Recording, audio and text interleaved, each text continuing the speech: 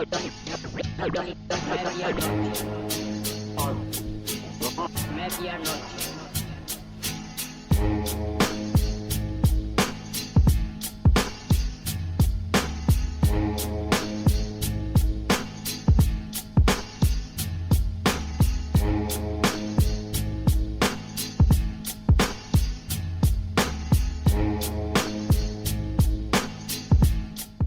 Bonjour ou bonsoir à tous en fonction du pays et de l'heure auquel vous nous écoutez. Bienvenue pour ce nouvel épisode de Bola Latina, le podcast 100% football latino de la rédaction de Lucarne Opposé. Avant de vous laisser voguer dans ce nouvel épisode, je vous invite à nous suivre sur les différents réseaux sociaux, à venir interagir avec nous sur ceux-ci.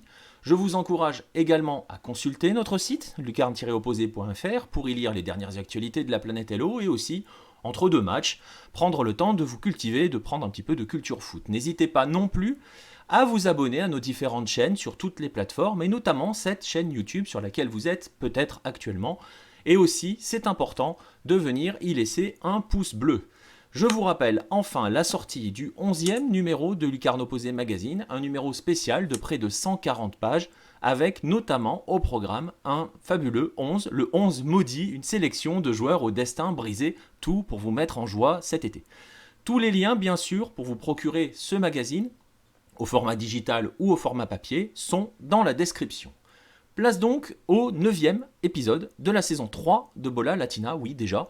Et pour celui-ci, nous allons nous rendre dans la plus belle ville du monde, et l'homme avec qui on va en parler ne me contredira pas. On va aller à Rio pour vous faire plonger dans le bouillant Fla-Flou. Et donc, vous l'aurez compris, qui dit Brésil, mais surtout, qui dit Rio, dit sur Hello, l'homme qui vous fait passer 4 fois par jour par la boutique du Mangao quand il vous amène à Rio, Marcelin Chamoin. Hola Marcelin, comment vas-tu ? Ça va très bien, et toi ? Eh ben écoute, ça va. La boutique te manque pas trop, ça va ? Un petit peu, voici toujours. Allez, on va. J'avais prévu fin 2020, mais bon, là je suis en train de voir que la finale Libertadores au Maracana début 2021, on sait jamais, ça pourrait bien tomber. Ça pourrait bien tomber. Attention, aïe aïe aïe. Rio, cachez-vous, Marcelin est de retour. Écoute, on va y aller à Rio justement, on va se faire un petit plaisir pour ce numéro de Bola Latina et on va donc entrer dans la folie qu'est le Fla-Flou. Et on va forcément commencer par le commencement, comme on dit. On va remonter aux origines.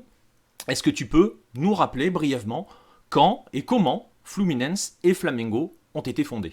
Ouais, alors on va commencer par Fluminense qui a été fondé le 21 juillet 1902, notamment par Oscar Cox, qui est celui qui va importer le football à Rio de Janeiro. En fait, à l'époque, dans les riches familles brésiliennes, ça se faisait beaucoup. Les enfants partaient étudier en Europe vers 14 ans et revenaient ensuite à 18 ans. Et donc Oscar Cox va découvrir le football en Europe. Et après, à la manière de Charles Miller à São Paulo, il va prendre avec lui un ballon et les règles de la Football Association.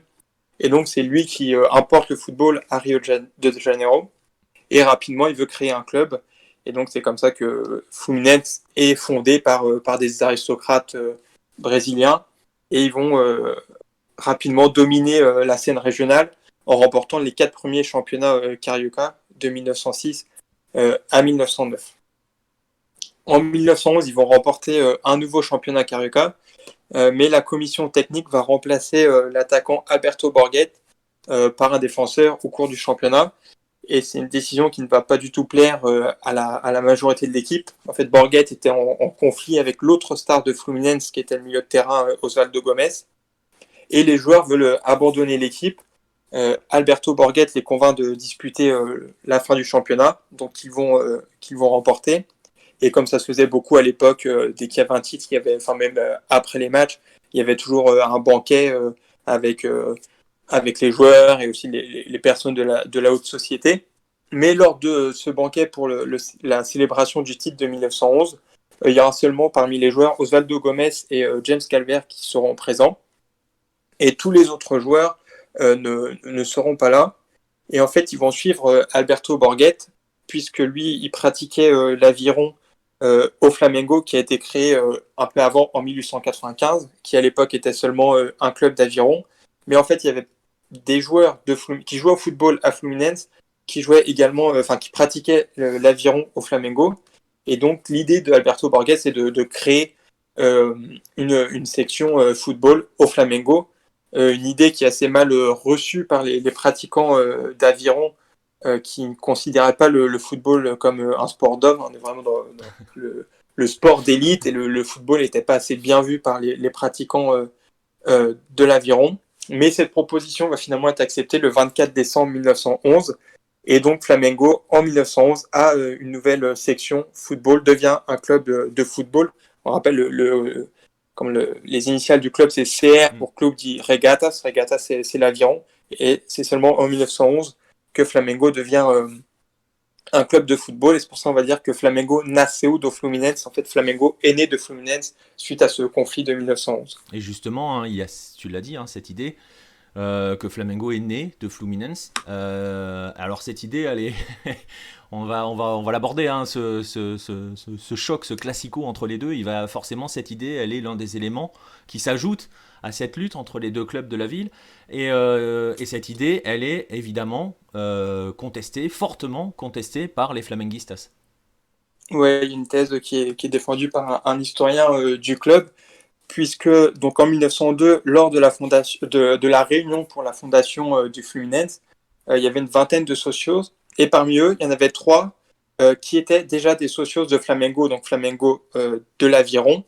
Et ces 3-là, d'ailleurs, seront par la suite présidents de Flamengo entre 1902 et 1912. Donc, ils étaient à la fois socios de Flamengo et de Fluminense. Et donc, en fait, l'idée qui est défendue par certains flamenguistas, c'est que les fondateurs de Fluminense ont d'abord essayé de fonder une section football au Flamengo en 1902, avant de fonder Fluminense. Et c'est une idée qui peut être plausible, puisque même en 1912, en fait, la direction de Flamengo a accepté de créer une section football, mais a refusé qu'ils utilisent le même maillot que ceux qui pratiquaient l'aviron, qui est le maillot qu'on connaît aujourd'hui, donc à bande horizontale noire et rouge. Et donc l'équipe de football a dû jouer avec un maillot qui s'appelait Papagaio di Vintem. C'était 4 gros carrés rouges et noirs qui va être accusé de porter malchance, qui sera remplacé ensuite par un maillot rouge et noir, mais avec une fine bande blanche en 1914, je crois. Et ensuite, le Brésil va entrer dans le premier conflit mondial. Et comme en fait le maillot de Flamengo du football, donc avec cette bande blanche, ressemblait un petit peu trop au drapeau allemand. Et c'est seulement à ce moment-là que l'équipe de football va adopter le maillot traditionnel.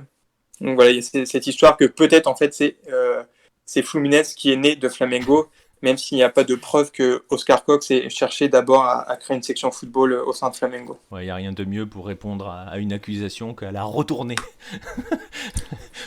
La théorie de Fluminense, c'est que Flamengo est son fils, donc du coup on retourne la situation. Alors la lutte, elle va se concentrer sur le terrain, pas que, mais elle va se faire évidemment sur le terrain. Est-ce que tu peux nous raconter un petit peu les premières années de la guerre sportive entre ces deux clubs, et justement ces premières années qui vont conduire à la naissance de l'expression Fla-Flu dont on parle aujourd'hui. Donc voilà, nous raconter tout ce cheminement et la naissance de cette expression au cœur des années 20. Ouais, alors on l'a dit, Fluminense c'est vraiment l'équipe principale au début du championnat Carioca. Et donc forcément, s'il y a 9 titulaires de l'équipe qui vont au Flamengo, c'est Flamengo qui devient le favori pour le championnat. Flamengo va remporter son premier match 15-2, donc pas contre Fluminense, contre Mangueira. Ça a longtemps été le score officiel a longtemps été 16-2, mais en fait c'est bien 15-2, c'est une erreur d'un journal. Mais voilà, ils vont gagner leur premier match, et le premier Fla-Flu a lieu le 7 juillet 1912. Flamengo va être favori forcément, mais Fluminense va s'imposer une première fois 3-2 à la surprise générale, avec un but en fin de match. C'est un score qui reviendra plusieurs fois dans l'histoire du Classico. Flamengo remporte le deuxième Fla-Flu 4-0 et le troisième 6-3 après avoir été mené 3-0. Donc dès les premiers affrontements, il y a déjà des matchs mythiques. Et Flamengo va attendre 1914 pour remporter son premier championnat Carioca. Et cette même année-là, Fluminense va se reconstruire une équipe un petit peu à la même manière que Flamengo s'est construit, puisqu'en fait, il y a beaucoup de joueurs de l'América qui vont passer à Fluminense, notamment le gardien Marcos, qui sera l'un des plus grands gardiens de la sélection brésilienne et qui représente parfaitement un peu le gentleman footballeur de l'époque, et aussi Carlos Alberto qui va être à l'origine du surnom poudre de riz de Fluminense. Fluminense qui va remporter le triplé du championnat carioca entre 1917 et 1919.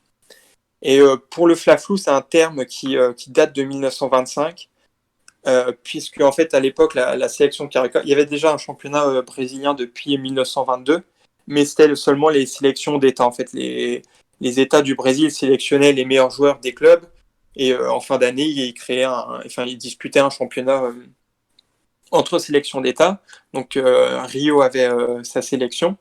Il y en avait même deux, parce qu'il y avait la ville de Rio et celle de l'État de Rio. Mais pour celle de la ville de Rio, donc la sélection Carioca, en 1925, il y avait uniquement des joueurs de Flamengo et de Fluminense. Et on a commencé dans la presse à appeler cette équipe le Combinado Fla-Flu. Toujours en 1925, la sélection brésilienne va disputer le championnat sud-américain. Et là encore, la base de l'équipe va être des joueurs de Flamengo et de Fluminense, également du Paulistano, qui est un club de São Paulo. Mais on continue d'utiliser cette expression Fla-Flu à partir de 1925, mais elle va être vraiment popularisée par Mario Filho, qui a donné ensuite son nom au Maracana, et qui est l'un des principaux journalistes. Donc c'est pas lui qui l'invente, mais c'est lui qui la popularise, notamment dans le Journal do Sport, qui est un journal fondé en 1931, qui traite uniquement de sport. Et donc c'est aussi la période où la presse va se développer, et notamment la presse sportive. Hein, c'était vraiment une façon aussi un nouveau, je trouve une nouvelle distraction pour la population. Et si on parle de Mario Filho, on est obligé de parler de Nelson Rodrigues, qui est son frère. Donc Mario Filho est un supporter de Flamengo, mais il n'en parlait pas spécialement dans ses chroniques. Nelson Rodrigues, lui, est l'un des plus grands écrivains du Brésil. Il écrit beaucoup de pièces de théâtre, et il est un supporter forcément de Fluminense, du coup. Mais lui, par contre, il met vraiment en avant son amour pour Fluminense. Et il va être à l'origine de quelques expressions qui vont faire aussi l'histoire du Fla-Flu. Il écrit notamment que le Fla-Flu est né 40 minutes avant le néant, et également que Flamengo et Fluminense sont les frères Karamazov du football brésilien. Donc Mario Filho et Nelson Rodrigues aussi, ils symbolisent parfaitement ce lien fratricide, on va dire, entre Flamengo et Fluminense. Ouais, ils sont l'illustration parfaite, et oui, l'illustration parfaite. De toute façon, ça finit toujours par transpirer sur les familles, sur la société, partout. Hein. On est en Amérique du Sud. Justement, tu parles, on arrive là, on glisse tranquillement. Hein. Tu parles du Journal do Sport qui est créé en 1931. On est en train de glisser au Brésil vers le véritable professionnalisme, hein, parce qu'on va pas entrer dans le débat, mais le professionnalisme était un petit peu caché les années précédentes. Tu l'as aussi un petit peu évoqué en toile de fond, hein, cette espèce de lutte des classes, dirais-je, entre ces deux clubs. En tout cas, le Fluminense de l'époque est très clairement le club des aristos. Comment ces deux clubs vont basculer l'un et l'autre dans la nouvelle ère que va être l'arrivée du professionnalisme. Je le rappelle, au Brésil, c'est 1933. Voilà. Quels sont les grands changements s'il y en a, qui vont s'opérer au sein de ces deux clubs avec l'arrivée du football professionnel? Alors, donc dans la période amateur, Flamengo et Fluminense sont des clubs associés à l'élite. On parle toujours de Fluminense comme le club de l'élite, mais Flamengo l'est également, parce que Flamengo vient de Fluminense. Les deux clubs jouent dans le même quartier, dans la zone sud de Rio. Donc, c'est deux clubs qui sont associés à l'élite. Ça change effectivement à partir de 1933, parce que le professionnalisme est officialisé, notamment pour contrer, tu l'as parlé, de l'amateurisme marron, où les joueurs étaient payés, ils avaient des emplois fictifs, et pour certains, ça leur permettait de se consacrer quotidiennement au football, et ils commençaient à prendre un avantage sur les avocats et ingénieurs de Flamengo ou Fluminense. Et également aussi, il y avait le départ de joueurs vers l'Europe, notamment l'Espagne et l'Italie, puisque le football était déjà professionnel. Ça touchait surtout São Paulo, mais aussi quelques joueurs de Rio. Et donc, le professionnalisme a été officialisé. Flamengo et Fluminense, au départ, étaient contre cette professionnalisation, puisque ça permettait à tout le monde de pratiquer le sport, et donc aux plus pauvres également. Et il y avait une perte du prestige du football avec la mise en place du professionnalisme. mais ils vont finalement l'accepter. Parmi les grands clubs, ça va être les premiers à accepter ce principe. Aussi, peut-être par un peu manque de résultats sportifs, puisque Flamengo n'avait plus remporté le championnat Carioca depuis 1927, et pour Fluminense, c'était depuis 1924. Donc il y avait un petit peu ce manque de résultats qui peut permettre d'expliquer aussi que Flamengo et Fluminense se sont prononcés en faveur du professionnalisme. Ouais, Donc, tu vas plus avoir le ouais, choix au bout d'un moment. Hein. Si tu veux suivre, faut monter dans le train. ouais, c'est ça, oui, c'était un peu obligé forcément. Une fois que il y avait un club qui acceptait, tout le monde a accepté, mais Flamengo et Fluminense sont parmi les premiers. C'est vraiment par rapport à Botafogo Ouais. qui a essayé de lutter encore un petit peu plus. Ils ont été, on va dire, pas les précurseurs, mais dans les premiers grands clubs à accepter ce principe. Et donc forcément, ça amène de l'argent dans le football et donc des moyens pour recruter des joueurs. Et c'est là qu'il y a une vraie scission entre les deux clubs, puisque Fluminense va recruter surtout des joueurs de São Paulo, notamment d'origine italienne. On pense par exemple à Romeo ou Tim. Et Flamengo va entreprendre vraiment un virage dans son histoire avec son président qui est José Bastos Padilla, qui est également le grand-père de José Padilla, qui est un réalisateur de films. Il a fait notamment Troupe d'élite. Il y a deux films, il y a le 1 et le 2 qui est vraiment à voir, qui explique un petit peu comment ça se passe on va dire politiquement et dans les favelas de Rio. José Passos Padilla va donc révolutionner le club. Il construit notamment le stade de Gavea. Donc Flamengo quitte le quartier de Laranjeiras et le quartier de Fluminense pour s'installer à Gavea. Donc on est toujours dans un quartier très riche de Rio. Il innove également en recrutant le Hongrois Dori Kochner comme entraîneur, un petit peu pour apporter des innovations au sein du football brésilien. Et surtout, il va ouvrir ses portes aux joueurs noirs qui sont aussi les meilleurs du pays à cette époque. Donc il va recruter notamment Leonidas, Domingos, Fausto, Jarbas et Valdemar de Brito qui va découvrir Pelé plus tard. Et donc voilà, Flamengo devient le club du peuple, c'est aussi une volonté du président. En ouvrant son club aux joueurs noirs, il pouvait ouvrir son club également aux supporters les plus pauvres. Et ça permet à l'équipe d'avoir des très bons résultats. Alors que Fluminense reste de son côté blanc encore. Mais les deux équipes vont vraiment profiter de cette professionnalisation au niveau des résultats. Fluminense va être champion en 1936 après 3 finales contre Flamengo. Il y aura 10 flaflous au total en 1936, c'est un record. Fluminense conserve son titre en 1937 et 1938. Flamengo termine à chaque fois deuxième, avant d'être champion finalement en 1939 avec 30 buts de Leonidas notamment. Et la domination va se poursuivre au début des années 40. Fluminense champion en 1940 et 1941. Flamengo à chaque fois deuxième, avant de réaliser le premier triplé de l'histoire du club entre 1942 et 1944. Ouais, à une époque où, tu l'as dit, hein, donc les deux clubs se sont séparés idéologiquement parlant, et on est dans une époque où presse écrite, radio, où le football se popularise, se disperse de plus en plus, hein, se diffuse, voilà, c'est le mot que je cherchais, de plus en plus. Et on évoque le flaflou, et forcément, dans l'esprit collectif, mais son nom a déjà été évoqué, hein, donc voilà, qui dit flaflou dit forcément Maracana. Il n'y a pas d'autre possibilité. Et s'il y a un flaflou qui est l'un des plus mythiques dans ce stade, c'est bien celui de 1963. Alors on va faire un petit bond pour l'instant.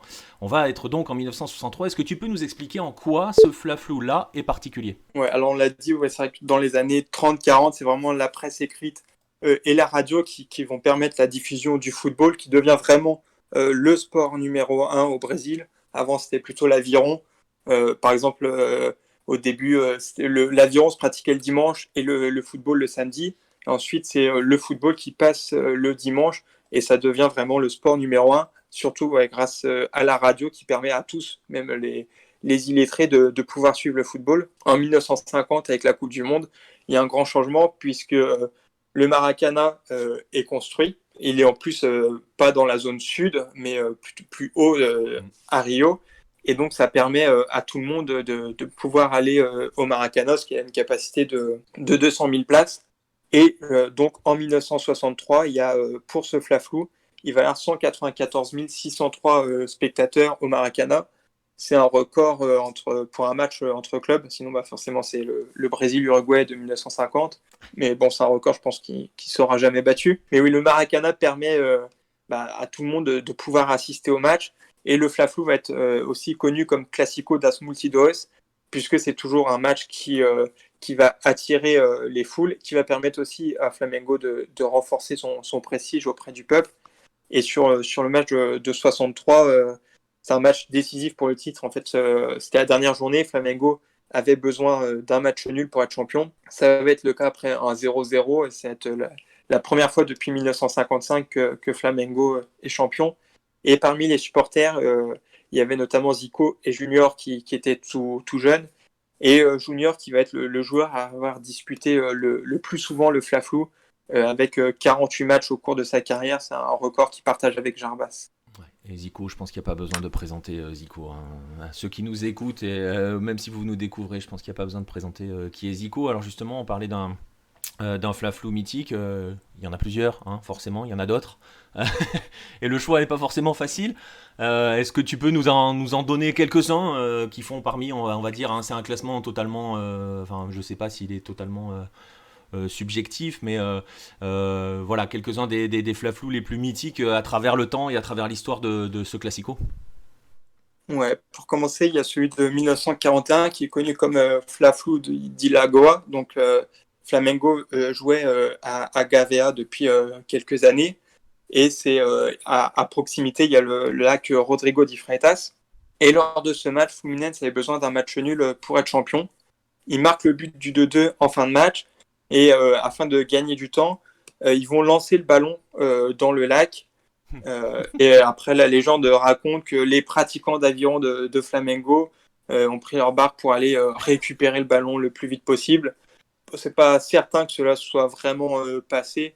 Même dans les écrits de la presse écrite de l'époque, il n'y a pas vraiment de traces d'une telle histoire, mais bon, c'est ce qui fait aussi la légende du Fla-Flu. C'est pour l'histoire, quoi. Si tu rajoutes pas de ça. petites anecdotes que personne peut vérifier, ça entre pas dans la légende. Il y a toujours une exagération qui peut se mettre en place, mais voilà. En tout cas, l'histoire continue à se transmettre et ça reste l'un des plus mythiques. Après, il y a eu le plus grand Fla-Flu de l'histoire, celui qui a été considéré comme le plus grand Fla-Flu, au moins jusqu'en 95, c'est un match en 1969. Flamengo était favori. Là encore, il y avait énormément de monde au stade, puisqu'il y avait 171 599 spectateurs. Ça, c'est seulement les payants, auxquels on ajoute à peu près 20 000 personnes. Donc, on était proche des 190 000 spectateurs. Et c'est Fluminense qui va finalement s'imposer 3-2. Nelson Rodriguez, encore lui, va écrire une chronique sur les vilaines sandales de l'humilité. J'en mettais un extrait dans le magazine, je crois que c'est le numéro 8 sur ce match. Donc toujours avec la presse écrite qui permet aussi au Fla-Flu d'avoir une dimension exceptionnelle, parce que ça c'était toute la semaine en fait. Le lundi et mardi, on parlait du match du week-end précédent, et puis après on commençait déjà sur le match à venir, mais toujours des chroniques quotidiennement sur les matchs. Et au cours de ce championnat 1969, donc c'était pas lors d'un Fla-Flu, c'était un Flamengo-Botafogo, mais les supporters de Flamengo vont adopter le urubu comme symbole. Donc le urubu, c'est un vautour, et en fait il servait par les supporters adverses à désigner les supporters de Flamengo de manière péjorative, puisque Flamengo était associé au peuple. Et donc il y a des supporters qui vont introduire un urubu lors de ce Flamengo-Botafogo, et ça plaît au public. Et donc les supporters de Flamengo vraiment vont adopter ce symbole qui auparavant était péjoratif, de la même manière que ceux de Fluminense l'avaient fait avec le pot de arroz, donc la poudre de riz, qui soulignait le côté élitiste du club. C'était d'abord une moquerie envers les supporters de Fluminense, qui a finalement été acceptée par ces mêmes supporters. Ouais, c'est une spécialité. J'ai presque envie de dire que c'est une spécialité brésilienne, hein, de retourner les objets péjoratifs, en fait, on va dire, hein, parce que tu parles du urubu, tu parles de pot de arroz, on peut citer le symbole du macaque, hein, de la Ponte Preta, des choses comme ça, hein. On retourne souvent les éléments péjoratifs en éléments d'identité, hein, au Brésil. Ouais, après, c'est vrai que c'est bien vu, parce qu'après ça devient inutile, quoi. Mais c'est vrai que pour Flamengo et Fluminense et la Ponte Preta, ça devient une fierté et un motif d'identification. C'est vrai que les supporters de Flamengo se désignent comme ceux du peuple. Et donc, ouais, là, on est en 1969, c'est le plus grand, et il va y en avoir forcément quelques-uns à égrener encore, hein, je pense, dans les années 80, notamment. Ouais, parce qu'il y a vraiment des équipes qui figurent parmi les meilleures du Brésil. Flamengo remporte le Brasileirão trois fois entre 1980 et 1983, donc le Flamengo de Zico et Junior, Leandro, etc. Et Fluminense, c'est aussi une très belle équipe. Et en 1983, il y a un Fla-Flu qui est décisif. Et Assis va marquer un but, le seul but du match en fin de match. Et Fluminense va s'imposer 1-0 et va être champion ensuite. Et un an plus tard, on se retrouve dans la même situation. Fluminense bat Flamengo 1-0 avec à nouveau un but d'Assis en fin de match. Donc il va devenir l'un des plus gros bourreaux de Flamengo. Et donc Fluminense va remporter 2 fois le championnat Carioca. Ils vont réaliser le triplé en 1985 et ils remportent également le Brasileirão en 1984. Donc voilà, c'est aussi l'un des plus grands Fluminense de l'époque, donc avec Assis et Washington en attaque et Romerito également. Après, on peut citer aussi celui de 86. Ouais. On avait parlé un peu de Zico. Là, c'était un match où il revenait de blessure. Il était comme une fracture de la cheville et du genou en 1985. Sa carrière était pratiquement terminée. Et là, c'est en ouverture du championnat Carioca cette fois-ci. Il joue avec Socrates. Ce sera le seul match où Zico et Socrates évoluent ensemble au Flamengo. Et Zico va s'illustrer d'un triplé, avec notamment un magnifique coup franc. Et forcément, le dernier match de Zico avec Flamengo en 1989, c'est un Fla-Flu. Flamengo va gagner 5-0 avec forcément. Un coup franc de Zico. Zico qui est le meilleur buteur du Fla-Flu, avec 19 buts, dont un quadruplé en 1976 où Flamengo avait gagné 4-1. Ah, et donc tu disais, hein, tu parlais donc de Zico, il va y en avoir une autre légende brésilienne qui va arriver on va évoquer, on est obligé d'évoquer aussi ce Fla-Flu là, celui de 95, à l'époque où un certain Romario joue à Flamengo. Ça fait partie aussi de ces Fla-Flu mythiques. Hein. Ouais, c'est peut-être le plus mythique maintenant. Avant, on disait que c'était celui de 69 et il a été remplacé par celui de 95. Donc, c'est l'année du centenaire de Flamengo. Donc, forcément, le Flamengo Club de Regatas, le Flamengo Aviron, qui fêtait en 95 donc, son centenaire et une grande campagne pour essayer de ramener un grand titre. Et donc, ils ont recruté notamment Romario, qui avait gagné quand même la Coupe du Monde quelques mois plus tôt, parce qu'il arrive en janvier 95. Donc et il y avait déjà l'exode des grands joueurs brésiliens. Là, Flamengo arrive à rapatrier Romario, qui va former un trio avec Edmundo et Savio aussi, qui était le prodige formé au club. Et il y a un gros niveau dans le championnat Carioca. La presse parle du roi de Rio, en fait, avec plusieurs candidats. Donc, il y a forcément Romario Flamengo, Tulio Botafogo, Valdir au Vasco et Ezio au Fluminense. Et lors du dernier match, Flamengo a besoin d'un match nul pour être champion. Mais en fin de match, Renato Gaúcho, qui avait joué au Flamengo, qui a notamment gagné le Brasileirão en 1987, va marquer le but du titre pour Fluminense en déviant une frappe du ventre. Donc ça va être connu comme le goal di Barriga. Et c'est l'un des buts les plus mythiques du Fla-Flu. Et Fluminense remporte ce championnat à la surprise générale, on va dire, sur le score de 3-2. Ça a été déjà le cas en 1912 et en 1969. Ouais, toujours ce fameux score de 3-2 qui hante tous les qui revient. Ouais. Et justement, on parle d'expérience. On va évoquer une expérience personnelle parce que tu en as vécu un, toi, Fla-Flu. Tu me corrigeras si je me trompe. Il me semble que c'était en Sudamericana. Bien justement, est-ce que tu peux nous raconter ce que ça donne un Fla-Flu justement match couperé vu des tribunes, vu du Maracana? Ouais, alors j'en ai vécu même 2, et ouais, c'était bien en Copa Sudamericana, puisqu'en fait c'était en 2017, Flamengo jouait la Libertadores, et du coup je voulais partir au Brésil, et j'avais regardé les matchs qu'il pouvait y avoir, et j'avais vu il y avait un Flamengo Vasco qui s'intercalait entre les 2 demi-finales de Libertadores, et du coup je me suis dit que ça pouvait être sympa, donc j'avais pris des billets pour pour voir le Flamengo Vasco et espérer que Flamengo soit en demi-finale.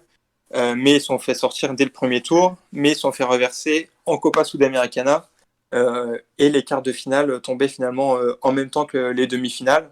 Donc là, j'ai commencé à prier pour un flaflou, et il y a effectivement eu ce flaflou en quart de finale.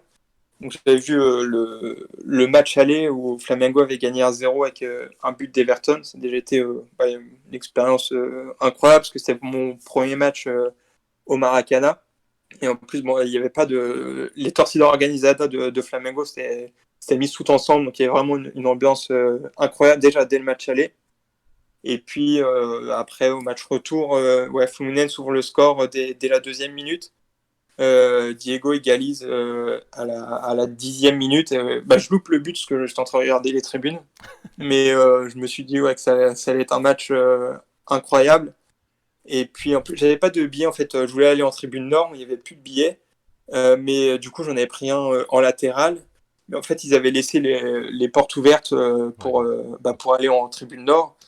Du coup, j'avais pu aller en nord, et j'étais pas le seul forcément à avoir fait ça. Donc, on était énormément derrière les buts. Il y avait une ambiance incroyable. Fluminense mène 3-1.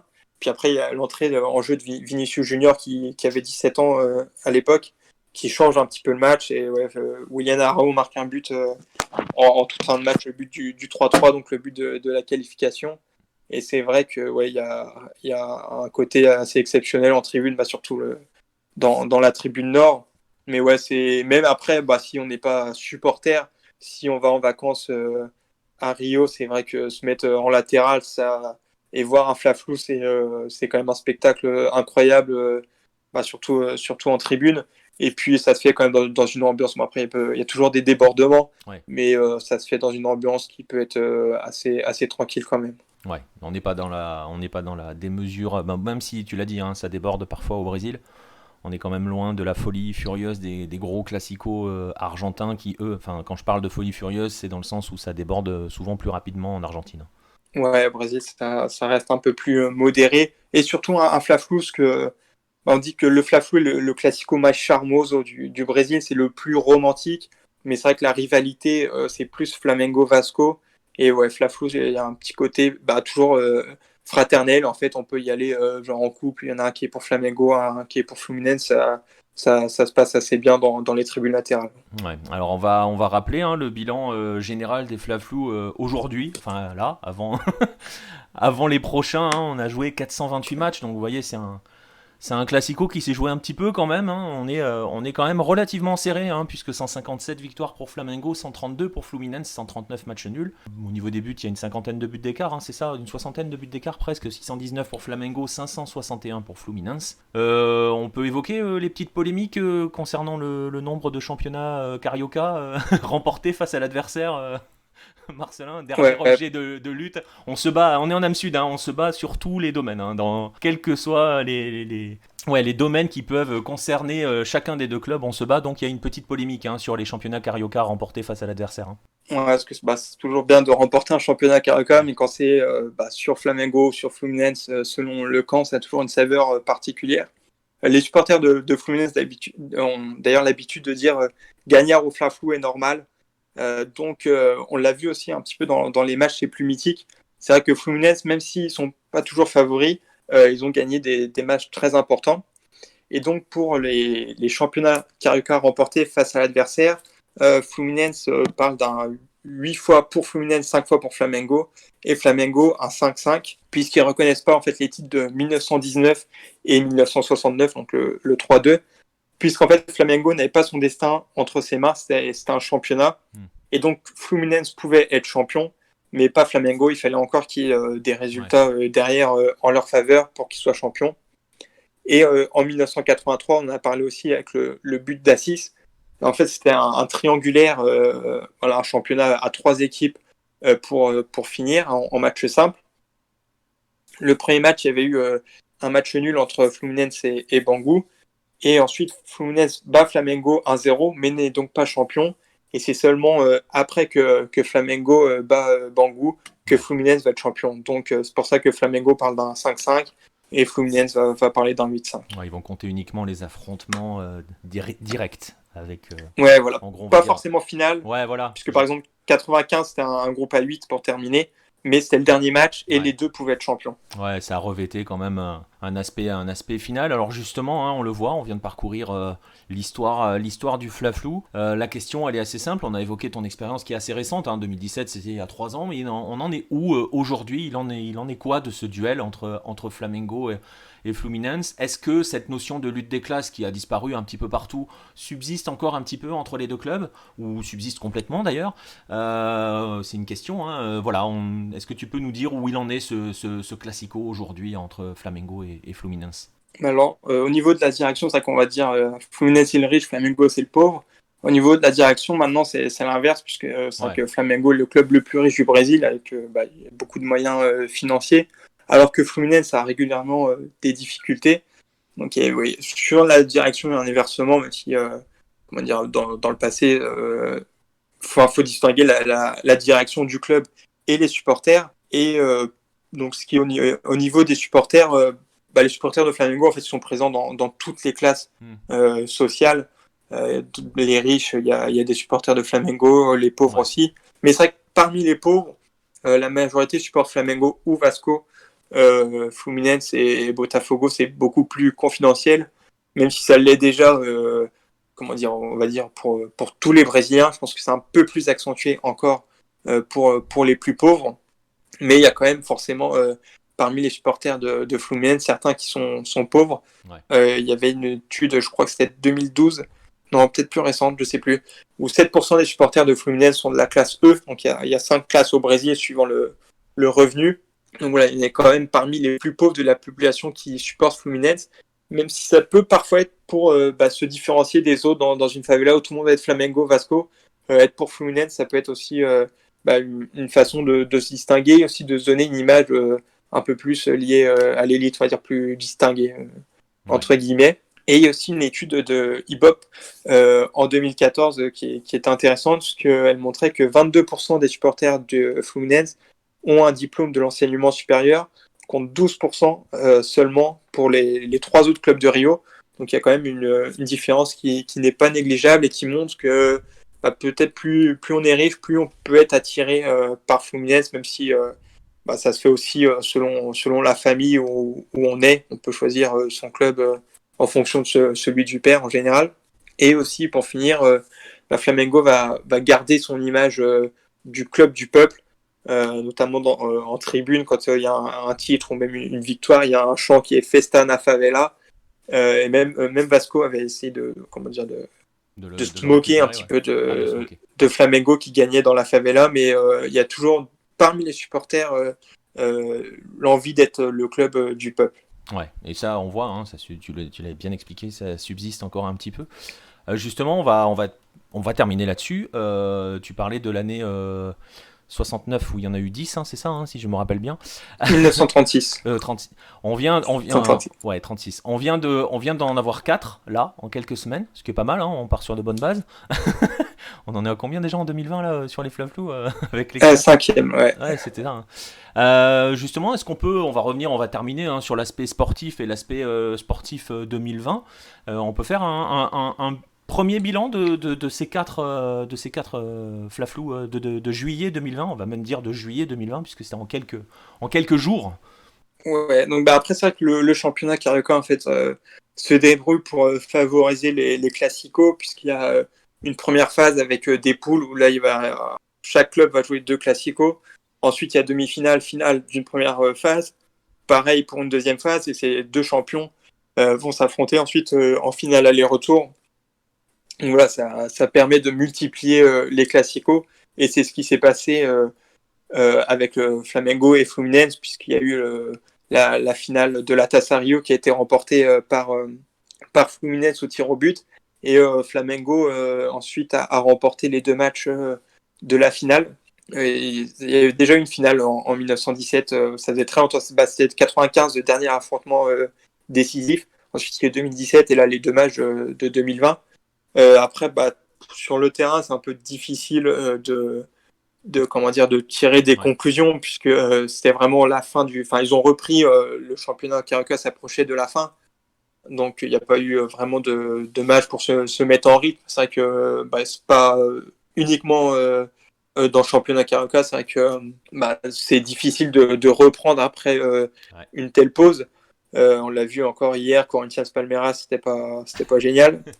On le voit un peu partout, Mm. hein. On le voit un peu partout, ça Ouais, oui, reprend. Ça va demander du temps à revenir dans le rythme. voilà. Donc, mais ouais, Flamengo a gagné, il n'a pas été génial, mais il a assuré le titre. Après, c'est vrai qu'au niveau de l'effectif, Flamengo est bien au-dessus. Donc c'est vrai que la différence sur le terrain, c'est pas vraiment vu. Et on verra, Fluminense, ça peut être intéressant cette année. Il y a quand même Néné qui a fait un très beau championnat Carioca. Il y a d'autres joueurs d'expérience avec Ganso, Fred aussi, qui est une ancienne idole du club. C'est vrai qu'on n'a pas parlé de Fred, mais il a marqué aussi l'histoire du Fla-Flu.